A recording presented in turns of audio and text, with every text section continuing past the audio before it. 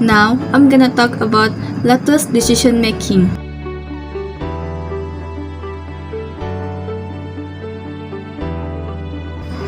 As we can see, decision making is defined as the process through which managers identify and resolve problems and capitalize on opportunities. In other words, the process by which a course of action is selected as the way to deal with a specific problem. And last, according to Griffin, the decision-making process consists of recognizing and defining the nature of the decision situation, identifying alternative, choosing the best alternative, and putting it into practice. So there are two types decision-making, which is program and non-program. The program decision-making is structured or happen with some frequency such as goals and usage for student ID. For non-program decision-making is unstructured, recurseless, often and can recur in response to unpredictable events such as COVID-19. Then I want to give some example for what type of decision making in Spritzer. As we can see, in 2020 and until now we still struggle facing COVID-19. In this pandemic has many created operational and sustainability challenge for many business. Also, the group has put in place appropriate standard operating procedure which adapt to the safety and health requirement issued by the government. The safety and health of Spritzer employees, customer and business partner will remain Spritzer priority. During that year, Spritzer sponsored COVID-19 vaccination and the bi-weekly antigen rapid test for all Spritzer employees. Then, Spritzer are conserving our resource and taking appropriate steps to ensure the sustainability of their business operation. So, as we can see here, if we facing any problem and we need to find a solution to solve it. How Spritzer can motivate their employees, choosing one theory for the Spritzer company. The best theory for Spritzer company to choose is the infamous Maslow hierarchy of needs. What is Maslow hierarchy of needs?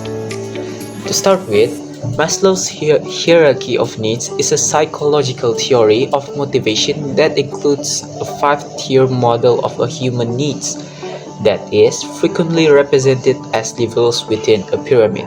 According to Maslow 1943 to 1954, some wants are more important than others, and that people are motivated to fulfill them.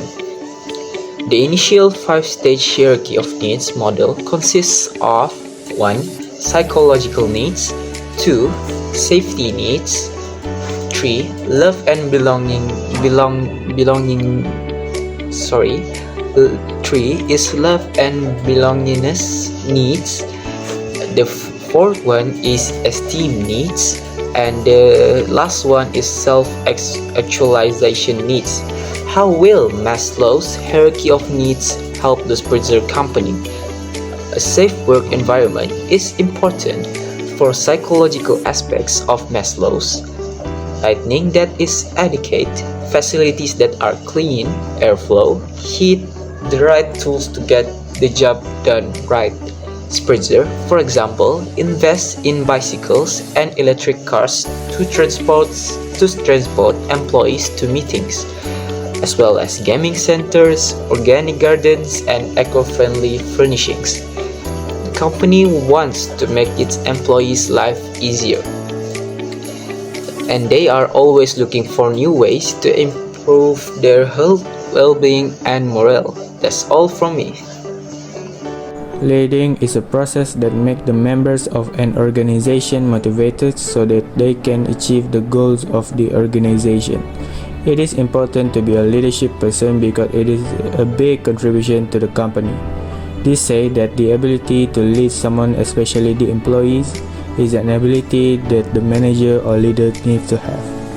But at the first, leaders need to understand the personalities, beliefs, behaviors, and emotions of their subordinates. In the Spritzer company, there are people that call chairman and CEO work as the leader.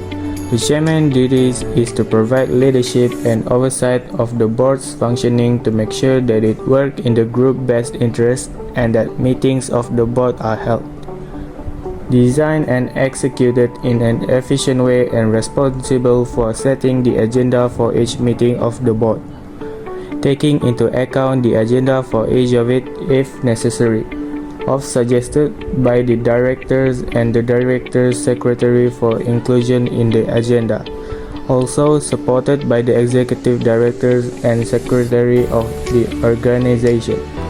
The chairman aims to ensure that all directors are fully aware of problems originating at board meetings and presenting in a timely manner adequate and reliable information. Besides, the directors are positively encouraged to be involved in the board's affairs and contribute to the role of the board. While the chairman doing his work, there is another person that calls CEO. The CEO duties and roles include the management of the group's companies, alignment of overall company activities, involvement in the creation and effective implementation of company policies and plans implemented by the board and assuming the board's full responsibility for all day-to-day activities of the group. Then, directly responsible for the preservation of the organizational efficiency of the group. CEO also collaborates with the financial controller department and the senior management team and submit annual budget for the consideration and approval of the board. Ensure that all the relevant information relating to the funding needs of the group's enterprises is given to the board. Also, ensure that the company financing needs are met and closely track the company's operational and financial results against plans and budget. Take corrective steps if appropriate. Lastly, contact the chairman and all directors periodically to keep them fully aware of all. Hi, I'm Awang Kumar Azhar and I'm going to be talking about controlling. First, the definition of controlling is a process through which managers regulate organizational activities to make them consistent with expectations and help them to achieve predetermined standards of performance. There is 4 processes of controlling. First is to set performance standards. And the second is to measure actual performance.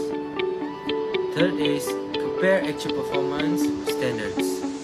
And the last is if no deviations or if the deviations are acceptable, take no corrective actions.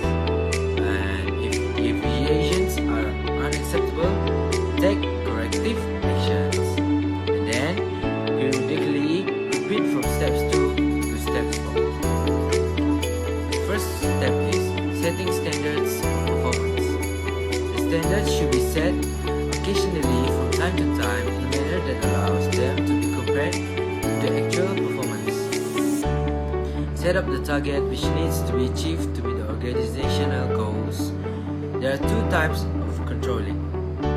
Standards, which is quantitative and qualitative.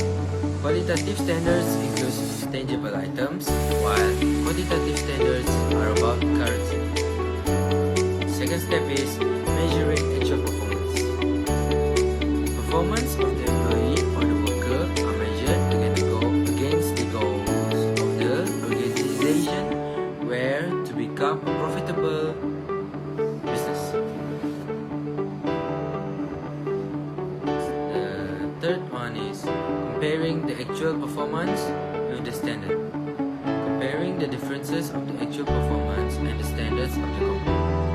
And the last one is taking corrective actions, initiated by the responsible one who corrects any defects or deviations in actual performance.